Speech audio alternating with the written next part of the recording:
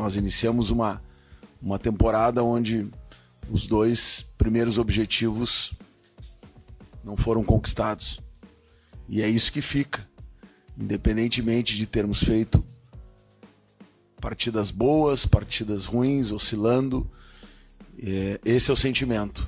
E a gente vai ter que olhar para frente e pegar aquilo que foi positivo e aquilo que foi negativo e fazer disso algo que possa nos dar um saldo necessariamente melhor para frente. Os próximos capítulos no ano de 2022 para o Inter ainda são incertos.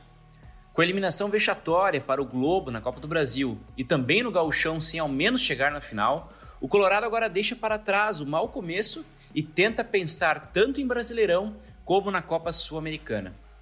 Sob o comando de Alexandre Medina, o ano do Inter tem sido uma verdadeira montanha-russa de emoções, com altos e baixos. Em diversos momentos, a equipe parece não engrenar, deixando em dúvida uma possível boa campanha nas 2 competições que estão por vir. Como virar a chave e entrar de vez em 2022? Para responder essas e outras perguntas, o Direto ao Ponto conversou com o setorista do Inter do Correio do Povo, Fabrício Falkowski, e também com o comentarista da Rádio Guaíba, Gutierrez Sanches. Eu sou Arthur Ruschel. Fiquem com a gente.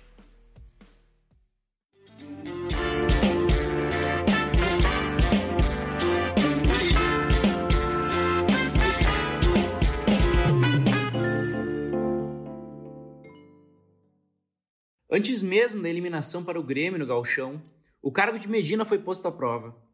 Mesmo fora da final, a direção manteve o treinador. Uma decisão acertada, segundo Gutierrez Sanches, mas cautelosa, conforme Fabrício Falkowski. O que preocupa é que o Medina já teve tempo.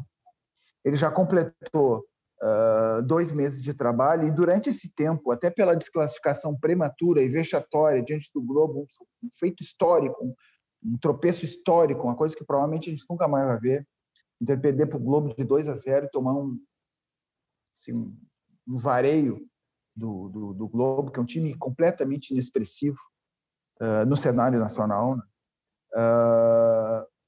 Ele já teve tempo para trabalhar, inclusive antes dos Grenais, e não houve essa melhora. Não houve. O time consegue circular a bola contra o Grêmio mesmo, ele circula a bola, tem um domínio do jogo, mas não consegue criar, não tem chances de gol claras de gol. Esse que é o problema. E, além disso, sofre muitos gols, como a gente já falou antes. Então, isso é o que mais preocupa a torcida, que ele vai ter agora 2 semanas para trabalhar, só que não se vê grandes possibilidades de uma melhora, um salto de rendimento. Essa é a voz do Fabrício. Se há uma convicção de que o Medina não tem condições, não tem. Foram observados os treinos, tiveram várias conversas, foi visto como ele discursa no vestiário, como ele reage com os jogadores, como ele prepara uma partida e acham, né, entendem que é ruim, já tinha que ter trocado. Se visto tudo isso, com o tempo que ele tem de 3 meses do Inter, e acham que não deve trocar, beleza. Mas se tem que trocar, que fosse agora. A minha opinião eu já dei. Acho que não tem que trocar, vai gerar instabilidade. O grupo é insuficiente. Não dá para cair nessa de que vai chegar alguém, vai fazer esse Inter voar. É preciso reforçar.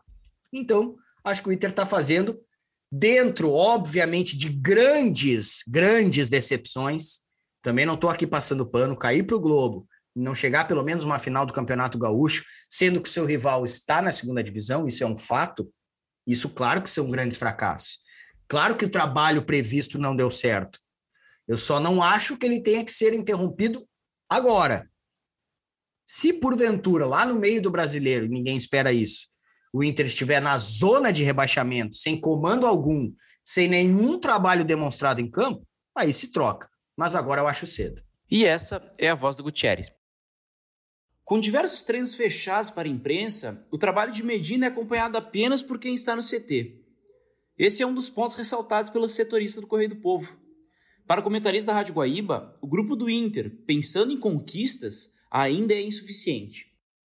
O depoimento de quem acompanha os treinos vem dos dirigentes, que de alguma forma estão comprometidos com aquilo. Na opinião deles, o trabalho é bom, o trabalho do dia a dia é bom, os jogadores acreditam na proposta que o Cacique Medina está apresentando. O time está evoluindo nos treinos, ele treina melhor do que joga, etc. Só que nos jogos o que a gente vê não é isso.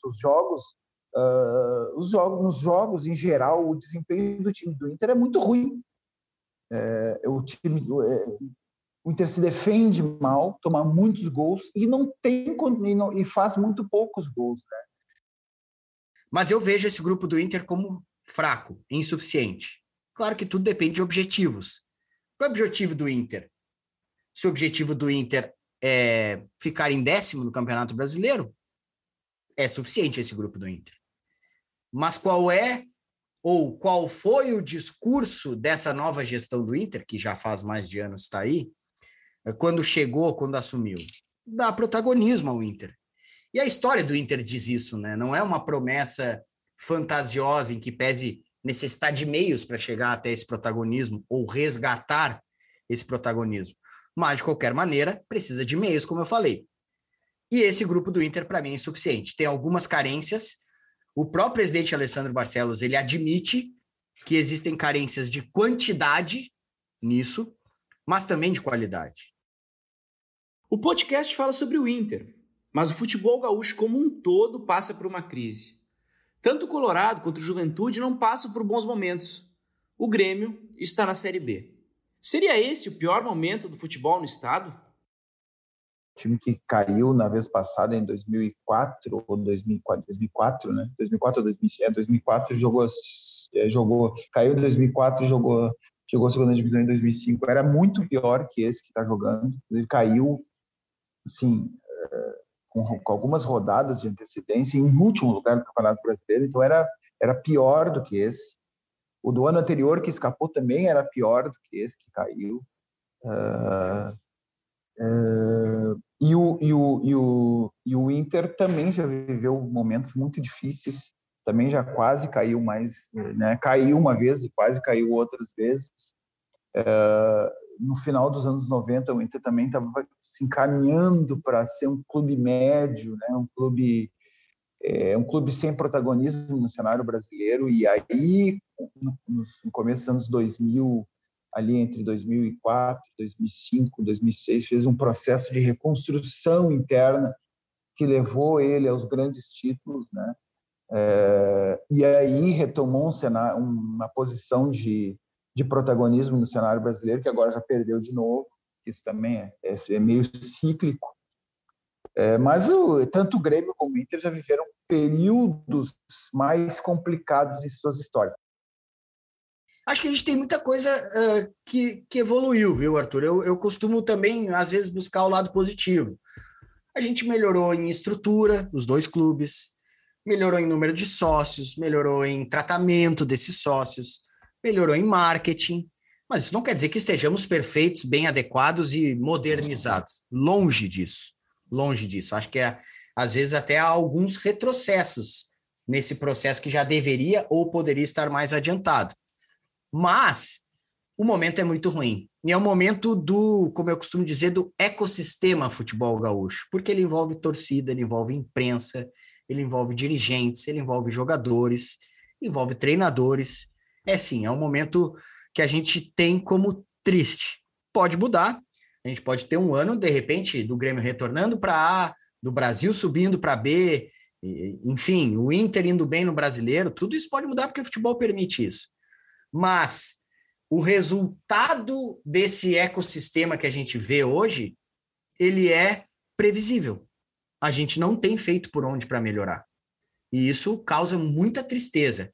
Há muito tempo eu discuto isso, eu debato isso, eu insisto nisso, de que a gente presta muita atenção no campeonato estadual. Agora pensando em campeonato, em futebol gaúcho, como tu me disseste, inclusive o interior.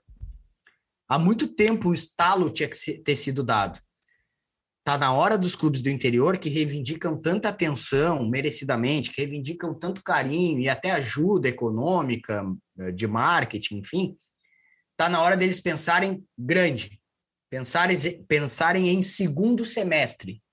Chega de ficar pensando em fazer um campeonato gaúcho. É legal, o Ipiranga chegou à final, Novo Hamburgo foi campeão em 17, o Brasil chegou em 18. Legal. Mas tu pode ser campeão gaúcho, o Ipiranga pode ser campeão gaúcho daqui 15 dias e ser um fracasso na Série C do Campeonato Brasileiro. A gente não quer isso. A gente quer evolução nas séries nacionais. Precisamos evoluir bastante. Esse foi mais um Direto ao Ponto. Se você perdeu algum episódio, é só voltar no site do Correio do Povo na aba Podcasts. A apresentação foi de Arturo Ruschel e a edição de som de Aleph Alencar. Até mais!